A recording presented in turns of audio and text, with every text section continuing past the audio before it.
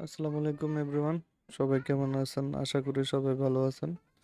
তো আমি গত ফোরকাস্ট ভিডিও দিয়েছিলাম হচ্ছে যে গত সপ্তাহের আগের সপ্তাহে, বাট গত সপ্তাহের ফোরকাস্ট ভিডিওটা দেওয়া হয় নাই। তো এখন এই সপ্তাহের ফোরকাস্ট ভিডিওটা আসলে খুব ইম্পর্ট্যান্ট, এর জন্য আবার ফোরকাস্ট ভিডিও নিয়ে আসলাম। তো শুরুতে আমি এখানে কিছু পয়েন্ট লেখা রাখছি, এগুলো আসলে খুব ইম্পর্ট্যান্ট। আসলে এই জিনিসগুলো জানলে আসলে গোল্ডে ট্রেড করা খুবই ইজি, মানে বায়াস বলা বা বায়াস প্রেডিকশন করা খুবই ইজি। এক নাম্বার হচ্ছে যে গোল্ড ইজ সুপার বুলিশ, এটা আপনাকে মেনে নিতে হবে। দেখেন গত সপ্তাহে কি হয়েছে। ওয়েট, দেখাইতেছে গত সপ্তাহে কি হয়েছে। এই যে সেলিংটা আসছে, সবাই মনে করছে যে অনেক সেলিং হবে, প্রাইস গোল্ড প্রাইস 2200 বা $2000 চলে যাবে। বাট আসলে এটা একটা ছিল উইকলি রিট্রেসমেন্ট, ঠিক আছে? জাস্ট উইকলি রিট্রেসমেন্ট ছিল, অ্যান্ড এটাও একটা just retracement and then upside. কারণ প্রাইস তো ডিরেক্টলি আপসাইড যেতে পারে না, একটু রিট্রেসমেন্ট নিয়ে তারপর আপসাইড যেতে যাবে। অ্যান্ড এই ক্ষেত্রেও দেখা যায় যে এটা জাস্ট ছোটোখাটো একটা সেল, ঠিক আছে? ছোটোখাটো বলা যায় না, কারণ গোল্ডে আসলে 300 পিপসের মধ্যেও কনসোলিডেশন হয়, ঠিক আছে? 300 পিপসের মধ্যেও রেঞ্জ হয়। তো এটা একটা ছোটোখাটো একটা সেল, আর এটা হচ্ছে একটা রিট্রেসমেন্ট ধরতে পারি। তো আচ্ছা, এইগুলা আমি পরে বলতেছি, আগে স্ট্রাকচার অনুযায়ী গোল্ড কেমন হতে পারে আমি বলতেছি। স্ট্রাকচার অনুযায়ী আমি এগুলা লিখে রাখছি একটু আগে ভিডিও করার জন্য। তো স্ট্রাকচার অনুযায়ী এটা হচ্ছে একটা সুইং, ঠিক আছে? Valid swing. তো এই সুইং যখন ব্রেক করে ফেলছে তখন এটা হয়ে গেছে change of character, then order block থেকে ডাউন সাইড, ঠিক আছে? সো এগুলো হয়ে গেছে ব্রেক অফ স্ট্রাকচার। আমি একটু লিখে দিই, এটা ব্রেক অফ স্ট্রাকচার, তারপর হচ্ছে এটা ব্রেক অফ স্ট্রাকচার, অ্যান্ড এটা তো একটা ব্রেক অফ স্ট্রাকচার লেভেল, ঠিক আছে? সো নেক্সট, গোল্ড যদি কি করে আমি বলি। গোল্ড যদি এখান থেকে সোমবারে এখান থেকে যদি এ লেভেল ব্রেক করে ফেলে, দেন ইটস গোয়িং টু বেয়ারিশ, ঠিক আছে? এইভাবে বেয়ারিশ হবে। অ্যান্ড যদি এরকম হয় যে এই এই লেভেল থেকে প্রাইস এই চক লেভেল ব্রেক করে, দেন এই ডিমান্ড জোন থেকে বাইং হবে, দেন এই 15 মিনিট ডিমান্ড জোন থেকে বাইং হবে, ঠিক আছে? দেন বাইং আমরা দেখতে পারবো। সো এখানে আমরা দুইটা জিনিস দেখতে পারতেছি, একটা হচ্ছে যে বুলিশ স্ট্রাকচার আর একটা হচ্ছে যে বেয়ারিশ স্ট্রাকচার, ঠিক আছে? সো এখানে কি হবে, এটা হলো মেইন বিষয়। কি হবে এটা আমরা মার্কেট খোলার পরে দেখতে পারবো। এখন সোমবারে যখন মার্কেট খুলবে তখন আমরা দেখতে পাবো যে হয়তো বা 90% গ্যারান্টি, 90% প্রেডিকশন করা যায় যে গ্যাপ আপ ওপেনিং হবে। তখন গ্যাপ আপ ওপেনিং হলে কিন্তু এখানে আবার চেঞ্জ অফ ক্যারেক্টার হয়ে যাবে, ঠিক আছে? তো গ্যাপ আপ ওপেনিং হওয়ার পর প্রাইস কি করবে, নিচে অবশ্যই আসবে, ঠিক আছে? যদি আপনারা দেখেন যে এক্সনেসের মধ্যে গ্যাপ আপ ওপেনিং হয়েছে, তখন অবশ্যই চোখ বন্ধ করে সেল ট্রেড নিয়ে নেবেন, ঠিক আছে? তো গ্যাপ আপ ওপেনিং হলে প্রাইস এই ডিমান্ড জোনে আসবে, ডিমান্ড জোন থেকে দেন এগেন বাইং, ঠিক আছে?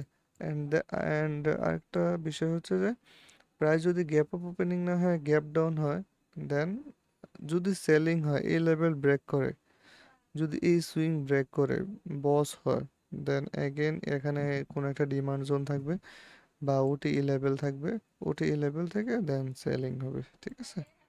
খুবই সহজ হিসাব। আর এই সেলগুলা, এই চেঞ্জ অফ ক্যারেক্টার হয়েছে তার মানে যে এরপরে সেলই হবে এমন না, ঠিক আছে? গোল্ড ইজ সুপার বুলিশ, আমি একটু আগে বলছিলাম শুরুতে, এই যে গোল্ড ইজ সুপার বুলিশ, ঠিক আছে? কারণ আমি এখানে অনেকগুলা কারণ লিখছি, ওয়ার, টেরিফ, ঠিক আছে? আর তাছাড়া এখন আপনারা জানেন যে টেরিফ প্ল্যান চলতেছে, ডোনাল্ড ট্রাম্প সব দেশের উপর টেরিফ দিতেছে। তো এগুলো হচ্ছে যে গোল্ডের জন্য পজিটিভ, ঠিক আছে? কারণ ইউএসডি অ্যান্ড গোল্ডের সাথে একটা কোরিলেশন আছে, এটা হচ্ছে যে ইউএসডি ডাউনে গেলে গোল্ড আপে যাবে, সহজ হিসাব। সো ডোনাল্ড ট্রাম্প যত ট্যারিফ দিবে এটা গোল্ডের জন্য তত ভালো, ঠিক আছে? গোল্ডের জন্য positive, gold bullish. And war হইলে গোল্ডের জন্য সেটা বুলিশ, ঠিক আছে? অল সেলস আর রিট্রেসমেন্ট, ঠিক আছে? All sales is a retracement. দেখেন আমি যে একটু আগে বলছিলাম যে এই সেলটা হয়েছে, অনেকে কি করবে, বলবে যে হ্যাঁ চেঞ্জ অফ ক্যারেক্টার হয়ে গেছে, মার্কেট এখন সেলিং হবে, প্রাইস 2500-তে চলে যাবে, ঠিক আছে? এগুলা এমন না, এটা জাস্ট একটা রিট্রেসমেন্ট, ঠিক আছে? আমরা অতীতে দেখি এই যে এখানেও জাস্ট এগুলো একটা কি রিট্রেসমেন্ট। এখানে এখানেও চেঞ্জ অফ ক্যারেক্টার হয়েছে, চেঞ্জ অফ ক্যারেক্টার হওয়ার পর ডিমান্ড জোন থেকে সেল, বাট এই বাইং জোন থেকে অ্যাগেন রেলি, ঠিক আছে? সো আমরা সেলিং এর কথা একবারেই চিন্তা করা যাবে না, ঠিক আছে? এরপর লিখলাম যে buying trades is low risky.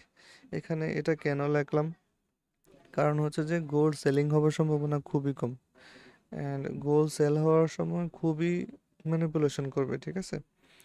R buying হবার সময় ম্যানিপুলেশন করবে, বাট বাইং ট্রেডস ইজি হবে আপনার জন্য, কারণ বাইং গোল্ড ইজ বুলিশ, ঠিক আছে? বাইংটা এই জন্য ইজি হবে। সো এখানে আরেকটা বিষয় বলে রাখি, আমি শুধুমাত্র গোল্ডে ট্রেড করি, যার কারণে আমি গোল্ডের ফোরকাস্ট দিই। তো অনেকে কারেন্সি পেয়ারে ট্রেড করে, কারেন্সির জন্য ফোরকাস্ট চায়, বাট আমি অন্য কোনো পেয়ারে ট্রেড করি না, কারণ আমি গোল্ড মাস্টার করছি এবং গোল্ডেই ট্রেড করি, ঠিক আছে? আপনার লাইফে জাস্ট একটা পেয়ারই যথেষ্ট। একটা পেয়ার যদি আপনি মাস্টার করতে পারেন তাহলে এনাফ, জাস্ট সময় দিতে হবে এতটুকু। তো যেটা বলতে লাগছিলাম যে গোল্ডের দেখেন এই যে সেলিংটা হইলো, এখানে প্রায় 1000 প্লাস পিপস একটা সেলিং হয়েছে। সবাই মনে করছে যে গোল্ড 55,000-এ চলে যাবে ইন্ডিয়ান রুপিতে, বাংলাদেশি টাকায় গোল্ড 60-70 হাজার টাকায় চলে যাবে, ঠিক আছে? আসলে বিষয়টা এমন না, এটা হচ্ছে জাস্ট একটা রিট্রেসমেন্ট, ঠিক আছে? দেন এখানে একটা বাইং সেট আপ হয়েছে, ডাব্লিউ প্যাটার্ন হয়েছে, ঠিক আছে? ডাব্লিউ প্যাটার্ন হয় দেন আপসাইড, ঠিক আছে? Retracement, upside, retracement, then again আমার মতে রিট্রেসমেন্ট হয় দেন আপসাইড হবে। আর বাকিটা স্ট্রাকচার অনুযায়ী সোমবারে কি হয় সেটা দেখা যাক, ঠিক আছে? যদি চক লেভেল ব্রেক করে চক হয়, দেন এই ডিমান্ড জোন থেকে বাইং হবে, ঠিক আছে? আর যদি এই বস লেভেল ব্রেক করে দেন এখানে হয়তো বা একটা সাপ্লাই জোন থাকবে, এই সাপ্লাই জোন থেকে সেলিং হবে। তো এই ছিল ফোরকাস্ট, খুবই নর্মাল ফোরকাস্ট এবং খুবই ইজি।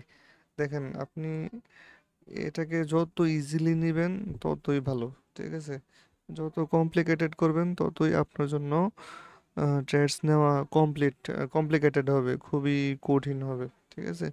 আপনি যত ইজিলি অ্যানালাইসিস করবেন, যত ইজিলি চার্ট রাখবেন তত ভালো হবে, ঠিক আছে?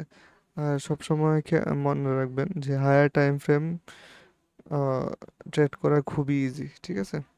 হায়ার টাইম ফ্রেম খেয়াল করবেন, আর হচ্ছে বাইং ট্রেডস দেখবেন শুধু, ঠিক আছে? ওকে, ধন্যবাদ, থ্যাঙ্কস ফর ওয়াচিং, অ্যান্ড সবাই সাবস্ক্রাইব করবেন। আমি আসলে ইউটিউব লাইভ করতেছিলাম, বাট কিছু টেকনিক্যাল কারণে লাইভ করতে পারতেছিলাম না। তো আশা করি ভবিষ্যতে আমি ইউটিউব লাইভ করব। তো সবাই চ্যানেলটাকে সাবস্ক্রাইব করবেন। ধন্যবাদ।